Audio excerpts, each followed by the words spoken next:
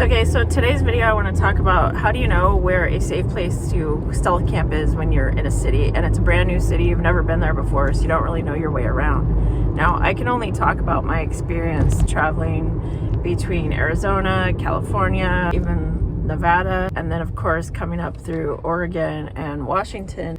Sometimes, of course, you just have to go with your gut feeling as far as like if something feels safe or not. And sometimes safe is more like, is it real or perceived? Because I spent a good portion of my life living in Phoenix, Arizona. And of course, there's areas of town that you always hear like not safe to go to. Whether that be because when you were a kid, maybe your parents told you like, don't go to that area of town alone, or don't go there late at night. Or maybe you always hear stories on the news about, there's always crimes happening in a certain area of town. So whether or not, that really is considered an unsafe area or not, it kind of all depends, right? So the reason I'm mentioning this is because when it comes to stealth camping, probably your biggest concern are, is someone going to break into my car? Like, is someone going to try to do something to my car while I'm sleeping in it? If I'm walking around an area, is someone going to come up to me and rob me, try to steal my stuff? This is the kind of safety that most people are concerned about when it comes to car camping and stealth camping. And so of course we're not talking about being out, camping in the woods where your main concern is probably like bears coming and, they can smell your food and they might try to attack your car because they're trying to get to the food. We're not talking about, some of the worst things you need to worry about are mosquitoes, and bug bites. But of course, I'm talking about being in a city, a lot of areas of town, you hear stories, like I say, stories, meaning you hear on the news, maybe it's propaganda that, certain areas are not safe. Now, as far as me living in Seattle, a lot of times you hear a lot of stories on the news about just riots, looting, things like that going on, fires being started, like cars being lit on fire, just crazy stuff that you hear about on the news. And so, of course, there's probably some concern about that. And a lot of times you think, okay, well, is this just like teenagers pulling pranks, or, someone going to come and slash my tires just for the fun of it? So you got to like take that into perspective about what is real and what is something that people have led you to believe.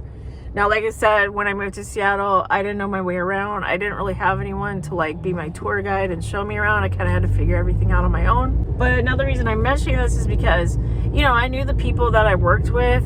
I wouldn't say like they're my closest friends, but I knew them and I knew the area of town of where my job was. So there is a certain area that you start to get to know your way around over time. But there'd be times where it's like, oh, it's late at night. I feel like just going out for a walk and just getting some exercise. And then I would later tell someone at my job that where I had gone for a walk, and they're like, oh my gosh, you went there? Like, I can't believe you went there. That area is so unsafe. And it's kind of like surprising because it's like, well, the whole time that I went out walking, I thought this seems like a safe area. Yeah, like I said, you go with your gut feeling. If people are going to persuade you or mislead you into thinking that something's not safe, of course, always take someone's advice who's been around the block a lot more times than you have. But it would be sometimes surprising to me because I'd think, well, this seemed like a safe area and nothing happened to me there. Maybe you should listen to people that know the area a little bit better. But say you come to an area, you don't know your way around. And I'm going to first talk about what it was like living in Phoenix, Arizona. And I'm only mentioning this because I would probably never actually stealth camp, live full time in my car in Phoenix, Arizona, just because of the heat. The heat is so extreme that I almost feel like it's not even survivable. Yes, you could sleep in your car like late at night when it cools down a little bit. And yes, I have slept in my car for various reasons when I was in Arizona. One of the main reasons would be just going on road trips, a lot of times traveling through the desert from Arizona, whether I was going from Phoenix to Tucson, whether I was going from Phoenix to Flagstaff, which is more of a northern area of Arizona that's a lot cooler weather. It's up in the mountains. A lot of times I would travel between Arizona and Riverside, California. I had some family there. And so, of course, like I would just get tired while I'm driving and you don't want to fall asleep at the wheel. So I would like pull over and just like take a nap in my car. But let me just tell you, there's also been times when if I was out with friends and then it's like, maybe I had a couple drinks and I thought, well, I probably shouldn't be driving. because drinking and driving is, of course, unsafe and it's against the law. Well, I also want to point out that if you have been drinking and then you're sleeping in your car, they can still arrest you. Police can still, see that someone's in a vehicle, parked vehicle, maybe you're totally asleep. They can still knock on your window and wake you up and arrest you for being intoxicated while inside a vehicle. That's the law there in Arizona that, if you have access to a motor vehicle, they will still get you for a DUI. Even though you weren't driving at all and you were probably totally asleep trying to sleep it off so that you could be safe for driving. So I'm just going to point that out for anyone watching this. Okay, so, there's certain areas of Phoenix, that's kind of like the main city, and then there's the outside surrounding areas of Phoenix. You've got Scottsdale to the east of Phoenix. You've got Glendale to the west of Phoenix. A little bit north of Phoenix is kind of like an area called Cave Creek. South of Phoenix, you have Tempe, Mesa, Chandler. So there's these outlying areas, and every city kind of has their own laws. Every city kind of has their own areas of what's considered safe or unsafe. I'll say there's an area of Arizona, or an area that's part of Phoenix, close to Phoenix, called Buckeye, Arizona. I feel like I have never actually been there. I feel like that's one of those places where I was always told not to go there, that it's not safe there. And my apologies to anyone that lives in Buckeye, Arizona and is watching this. I don't know where that thought or belief came from. It's just something that I was always told, whether it be growing up by my family told me stuff like that. But, it's kind of like these thoughts get in your mind and you get told oh, don't go to this area. Okay. So then, like I said, of course I've stayed in Nevada. I've stayed in several different cities in Nevada, but of course, Las Vegas, I'm sure Las Vegas has totally unsafe areas that you shouldn't be walking around in late at night by yourself. But I have slept in my car in Nevada, in Las Vegas, Nevada. I have traveled all through California. There's a lot of places on the coast that I've noticed that they actually offer RV parking. Now, it's been a couple years since I've done this, traveled up the coast of California, but along the way, on the beach, there would be RV parking where you could actually pay to park your car and stay there overnight and everything. I don't know if that's changed, since we had all the shutdowns in 2020.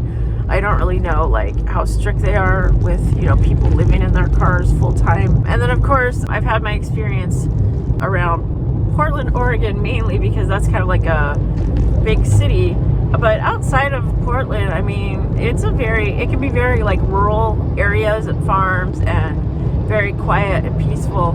So my experience has just kind of been in the city area, and Portland is it's very close to the border of Washington where I live. So you can go very quickly from Portland, Oregon to Vancouver, Washington by just crossing a bridge over the water. So you can be, in one state 1 minute, another state the next minute. Okay, and by the way, thank you for coming along with me, enjoying this ride with me today. So then comes Seattle, Washington. Okay, so there's all sorts of areas of Washington, and Bellingham is kind of north, the north part of Washington.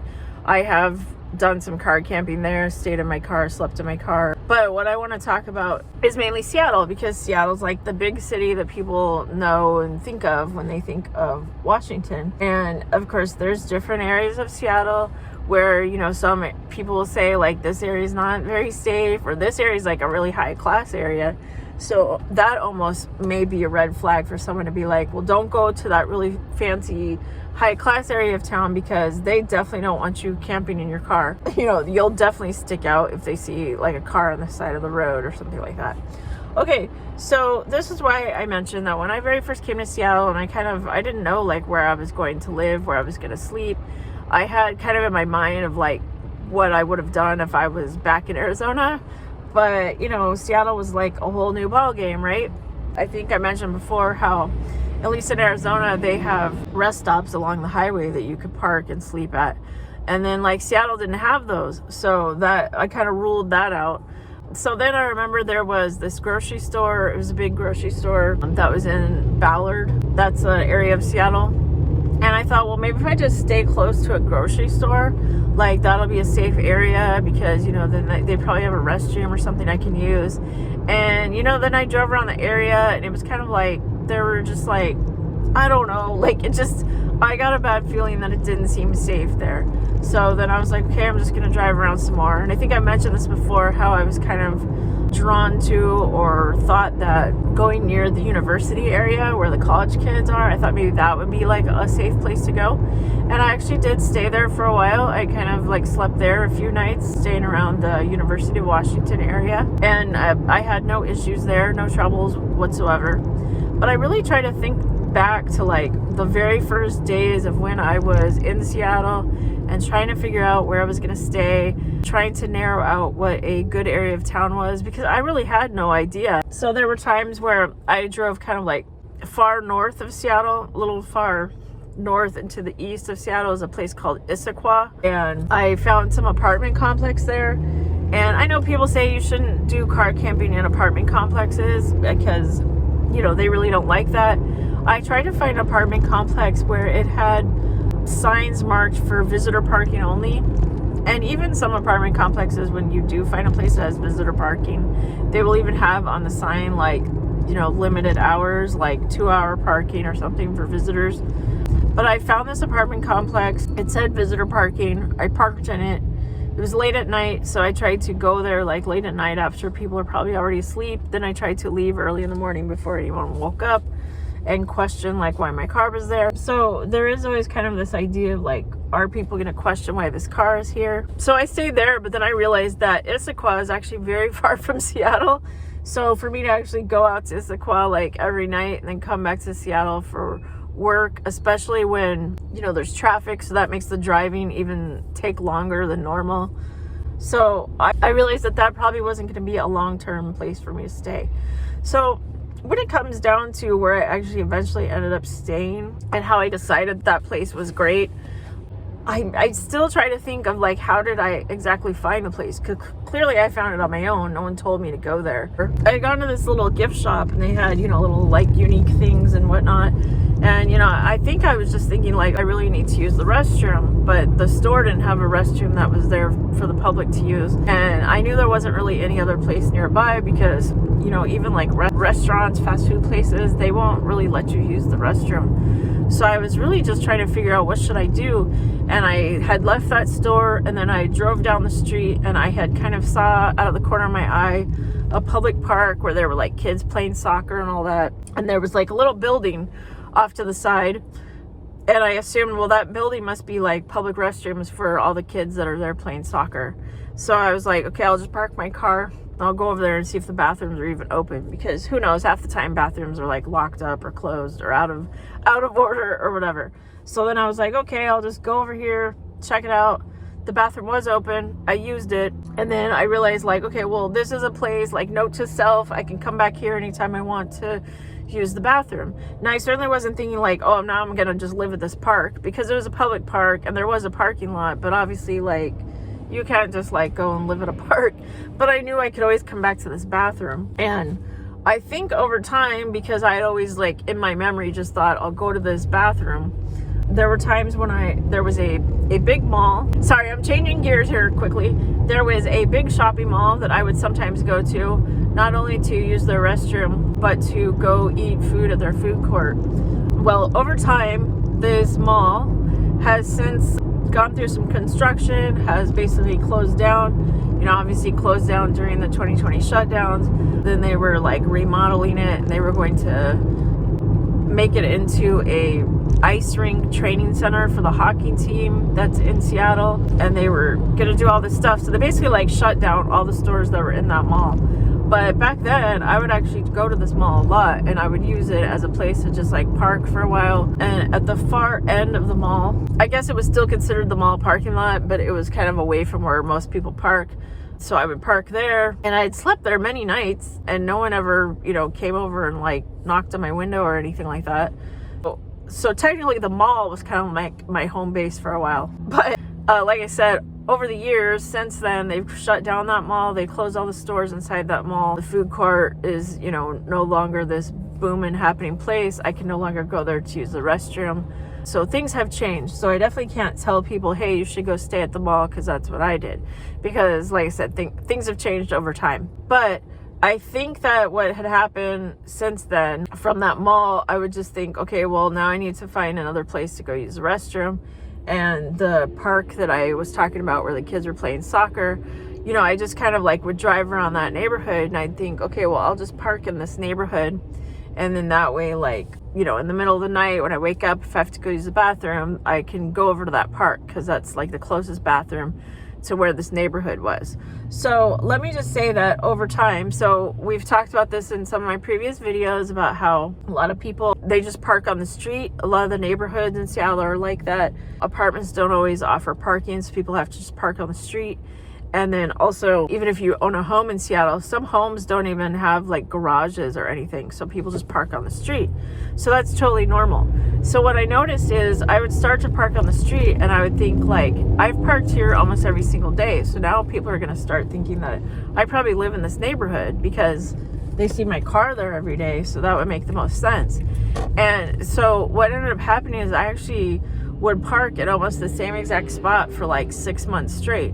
I still like got up in the morning and like went to work and everything, and then late at night I would come back and park my car in the same spot.